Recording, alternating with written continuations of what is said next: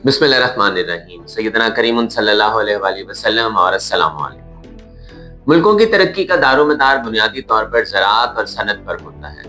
यही वो शोबे हैं जो रोज़गार पैदा करते हैं, खुशहाली लाते हैं और मईशत को आगे बढ़ाते हैं, जबकि यही सरमाया आगे चलकर आवाम की सेहत, तालीम और मुआशी सरगर्मियों को तक़वियत देता है। लेकिन आज पाकिस्तान का सबसे बड़ा मसला ये है कि सरमाया मुल्क के अंदर रहने की बजाय बाहर जा रहा है।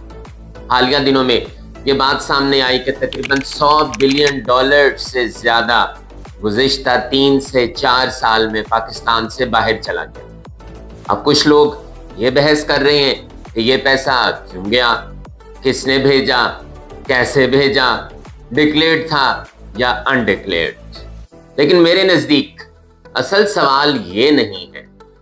असल सवाल ये है कि वो पैसा वापस कैसे आएगा और क्यों आएगा।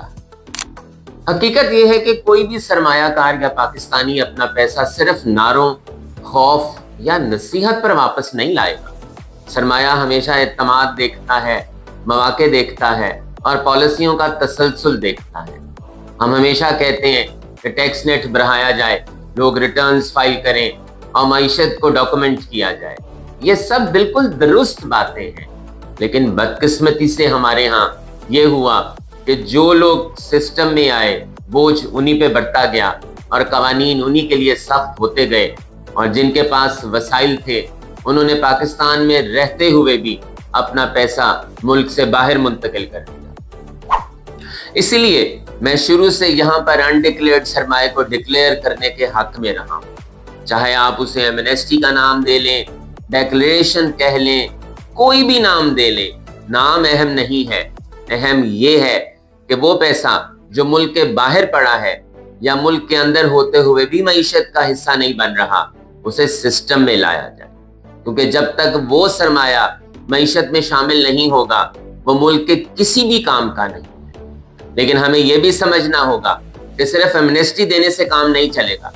जब तक हम मुल्क के अंदर ऐसा माहौल नहीं पैदा करेंगे जहां सरमाया महफूज हो, जहां पॉलिसियों का तसलसल हो, जहां कारोबार करना आसान हो और जहां कानून की बालादस्ती कायम हो, तब तक ना पैसा वापस आएगा और ना ही बाहर जाने का सिलसिला रुकेगा।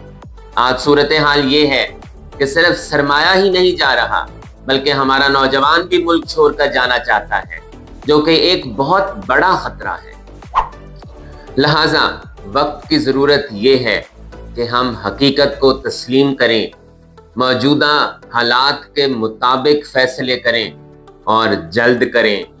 जितना हम देर करेंगे नुकसान उतना ज़्यादा बढ़ेगा। अगर आज $100 अरब की बात हो रही है तो कल ये नुकसान इससे भी ज़्यादा हो सकता है।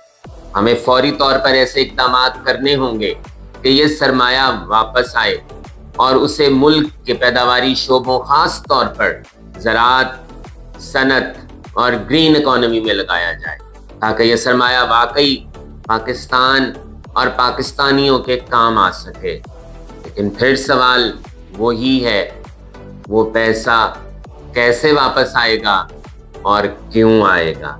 इन्हीं अल्फाज के साथ मुझे और मेरी टीम को इजाज़त दीजिए। अल्लाह निगहबान।